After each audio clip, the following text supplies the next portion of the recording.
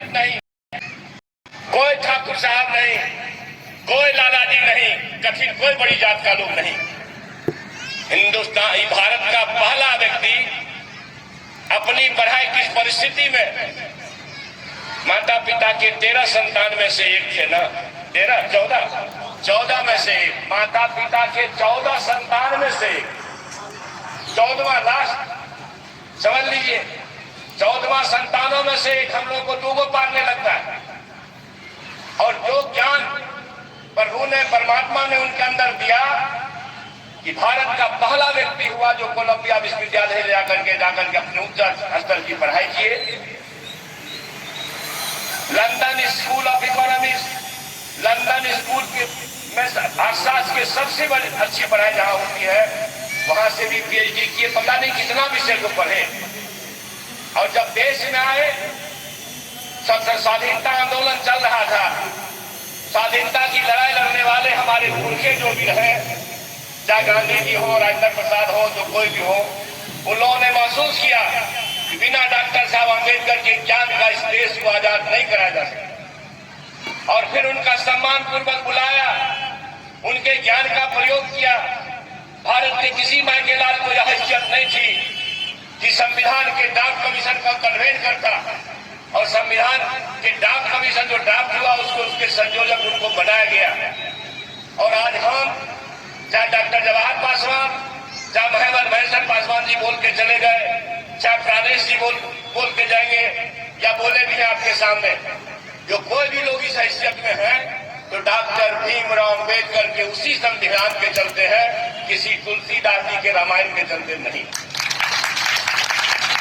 पूजिए विप्रशील गुणहीना, ना शूद्र ज्ञान परवीना।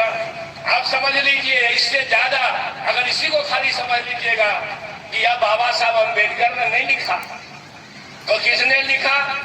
आप लोगों में से कोई बताइए, क्या जवाहर पासवान के पुरखा लिखे? क्या चंद्रशेखर कुमार के पुरखा लिखे? क्या प्राणेश जी के पुरखा लिखे? नहीं। अगर कोई लिखा तो मनुवादी, ब्राह्मणवादी विचार को जिलाने वाले लोगों ने लिखा। विप्रशील गुणहीन, हे भगवान, कहीं अगर परमात्मा है या लिखने वाले को तो अभी भी, बोलने वाले को अभी भी पर लगना चाहिए, मगर भगवान है ही नहीं तो भगवान लगे। भगवान तो सामने है जिसको हम लोग छोड़े हुए, उससे भी ऊपर। आप सभी लोगों को पता होगा, पहले एक सामाजिक कुरीति थी, वेद अगर शूद्र पढ़ते, अति शूद्र पढ़ते तो जीवा काट दो। क्या किसी पासवान के पुरखा ने कहा? क्या किसी गुआर के पुरखे ने कहा? किसने कहा? आप भी बोलो भाई, किसने कहा? वेद पढ़ ले तो जीवा काट लो, सुन ले तो कान में शीशा डाल दो, पिघला गर्म शीशा। किसने कहा? मनुवादियों ने कहा, पंडितों ने कहा, ब्राह्मणवादियों ने कहा, ब्राह्मणों ने कहा। आपके बच्चों, आपके पुरखों ने नहीं कहा। जी काटने की बात हजारों साल पहले कानून बना के उनके पुरखे गए, जिसको मनुस्मृति कहा जाता है। उसी मनुस्मृति का दहन अंबेडकर साहब किए थे।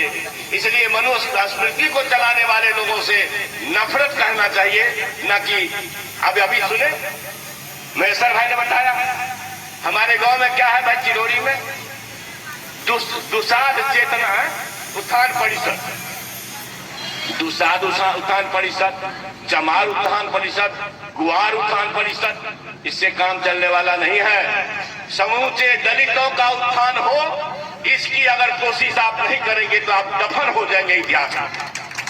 अलग अलग जातियों में तो बांट दिया आपको, 6,647 पता नहीं कितना, 743 गजट में है, भारत सरकार के गजट में। और मालूम है, अभी तेजस्वी यादव जी के साथ आज तक का इंटरव्यू हो रहा था, वो अंजना ओम कश्यप बोल रही थी कि तेजस्वी जी 48,000 जाति अब है, 48,000 तो कैसे गिनती हो?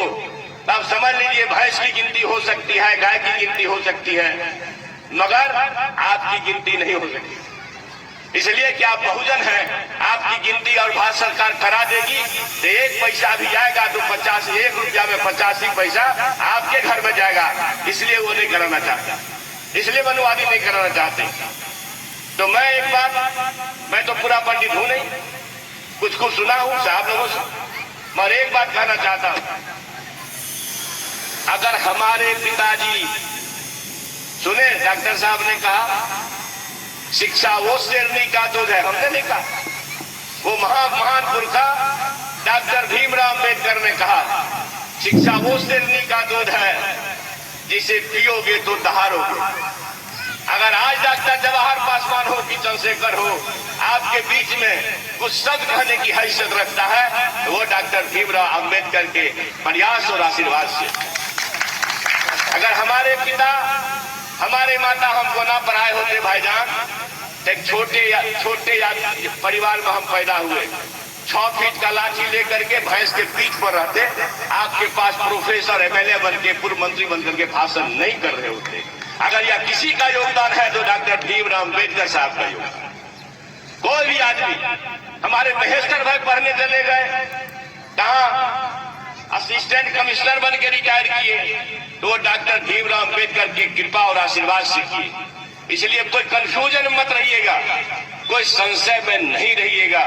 संशय होगा तो जुल्म हो जाएगा, संशय हो जाएगा तो हम लोगों से अपराध हो जाएगा। इसलिए शिक्षा के सिवा कोई मंत्र हमारे लिए उचित नहीं है। अगर एक किताब कोई धर्म ग्रंथ हो हमारे घर में भाईजान तो बाबा साहब अम्बेडकर का लिखा वो संविधान रखना, क्योंकि वो संविधान नहीं रहता हम लोग कुर्सी छोड़िए चटाई पर बैठने लायक भी नहीं थे, कुर्सी छोड़िए चटाई पर बैठने लायक भी नहीं थे। एक बार हम एक जानकारी देना चाहते हैं, जानकारी है नहीं, हमारे लोग तो भूलते ज्यादा है, भूलने की आदत है। आप भूलते हो मनवादी मौत करता है, आप आपस में लड़ते हो मनवादी मौत करता है। आप एक चीज बताइए, ये भारत बगल में नेपाल, एक हुआ जो कुकृत्य का अभिशाप हम लोग हो रहे हैं, यह 3 देश ही ऐसा है जिसमें इन जातियों का नाम इस तरह से लोग जानता है। दुनिया के सैकड़ों देश हैं, चीन है, जापान है, अमेरिका है, लंदन है, रूस है, दुनिया के सैकड़ों देश 3 देश को छोड़ करके कहीं इस जाति का नामो निशान नहीं है। इसका मतलब अगर परमात्मा ने, प्रभु ने बीज लगाया होता तो हिंदुस्तान में ही नहीं लगाता, नेपाल में ही नहीं लगाता, मॉरिशस में ही नहीं लगाता, इन जातियों के बीज को पूरे दुनिया में फैलाता। मगर क्या कारण है भाई, इन 3 कथित हिंदू देश प्रभावित देश में ही जातियों का इसलिए प्रादुर्भाव हुआ कि पंडितों को, मनवादियों को, ब्राह्मणवादियों को ये कहना था कि जब तक आपस में लड़ोगे नहीं तब तक अपना मौज होगा नहीं। आपस में लड़िए, जाति जाति के बीच दुसाद उठान, गुआर उठान, चमार उठान, बनिया उठान, मुसहर उठान, तो सब ब्राह्मणे का उत्थान होगा, हम लोग का तो होने से ना। इस बात को समझने में कोई दिक्कत, समझ गए आप लोग तो हाथ उठाइए। ठीक है, धन्यवाद। तो मैं कहना चाहता हूं, जब जब ये अछूतों के बीच, शूद्रों के बीच में महापुरुष पैदा हुआ है तब तक उनको मारने की साजिश हुई। अंबेडकर साहब को किस साजिश के तहत मात्र 63-64 वर्ष की उम्र में मारा गया। कहीं अगर ऐसा होता 20 वर्ष और जिंदा रह जाते अंबेडकर साहब तो इस भारत की भूमि से मनुवादियों का नाश हो गया, लेकिन मार दिया गया। छोड़िए, हमारे बिहार में एक क्रांतिकारी पैदा हुए, मनुवादियों के आतंक से प्रभावित होकर के जुल्म के खिलाफ लड़ने वाला आदमी, शायद मैं मानूं तो बिहार में उससे बड़ा क्रांतिकारी कोई नहीं हुआ। जहानाबाद के इलाके में, मगध के इलाके में पैदा होने वाला शहीद जगदेव प्रसाद कुशवाहा परिवार में पैदा हुए। मनवादियों के जो रोज के अत्याचार इतना होता था, आज हाजीपुर में भी एक कत्ल हुआ, बलात्कार किया, हमारे दलित के बच्ची के साथ उसका कत्ल कर दिया गया। सामूहिक बलात्कार के बाद हंगामा चल रहा है। जगदेव बाबू जब लोग जगाने का काम किए, जगाते जगाते जगदेव बाबू के एक आवाज पर गरीबों का झुंड चला जाता था, 25,000 50,000। उस जगदेव बाबू को इन मनुवादियों ने गोली मरवाया, पुलिस अधिकारी से गोली मरवाया। ज्यादा दिन की बात